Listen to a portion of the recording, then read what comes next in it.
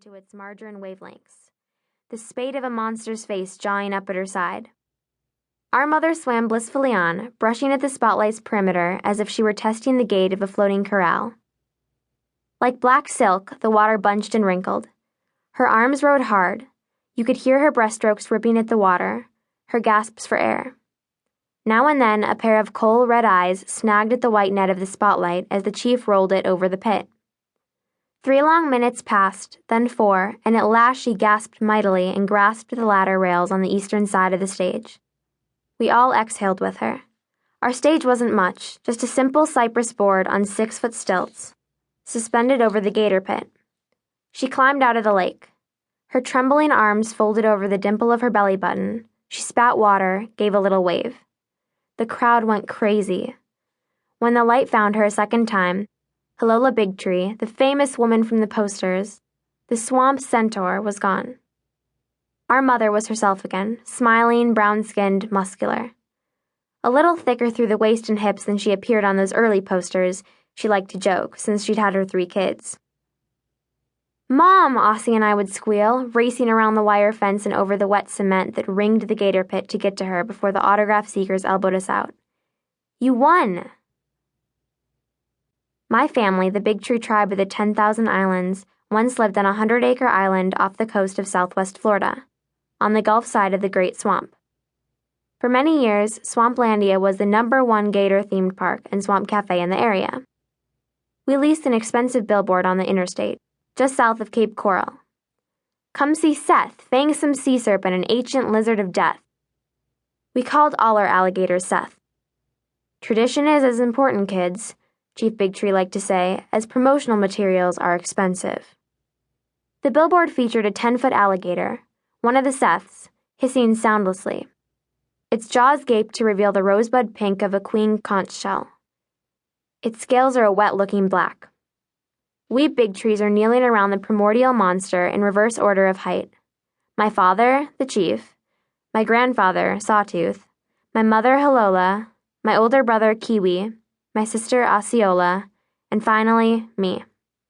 We're wearing Indian costumes on loan from our Bigtree gift shop.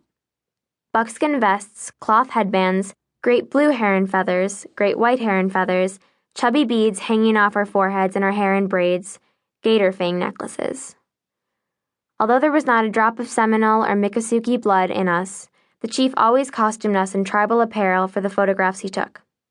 He said we were our own Indians. Our mother had a toast brown complexion that a tourist could maybe squint and call Indian, and Kiwi, Grandpa Sawtooth, and I could hold our son. But my sister, Osceola, was born snowy, not a weak chamomile blonde but pure frost, with eyes that vibrated somewhere between maroon and violet. Her face was like our mother's face, cast forward onto cloudy water. Before we posed for the picture on that billboard, our mother colored her in with drugstore blusher. The chief made sure she was covered by the shadow of a tree. Kiwi liked to joke that she looked like the doomed sibling you see in those Wild West daguerreotypes. The one who makes you think, oh God, take the picture quick, that kid is not long for this world. Our park housed 98 captive alligators in the gator pit. We also had a reptile walk, a 2-mile-long boardwalk through the Perotis palms, and saw grass that my grandfather and father designed and built. There you could see caimans, gharials, Burmese, and African pythons, every variety of tree frog, a burrow hole of red-bellied turtles and lachrymose morning glories, and a rare Cuban crocodile, Methuselah, a croc that was such an expert mimic of a log that it had moved only once in my presence, when its white jaw fell open like a suitcase. We had one mammal, Judy Garland, a small, balding Florida brown bear who had been rescued as a cub by my grandparents, back when bears still roamed the pine woods of the northern swamp. Judy Garland's fur looked like a scorched rug. My brother said she had ursine alopecia. She could do a trick, sort of. The chief had trained her to nod along to Somewhere Over the Rainbow. Everybody, without exception, hated this trick. Her Oz nods terrified small children and shocked their parents. "Somebody help! This bear's having a seizure!" the park guests would cry. The bear had bad rhythm, but we had to keep her, said the chief. The bear was family.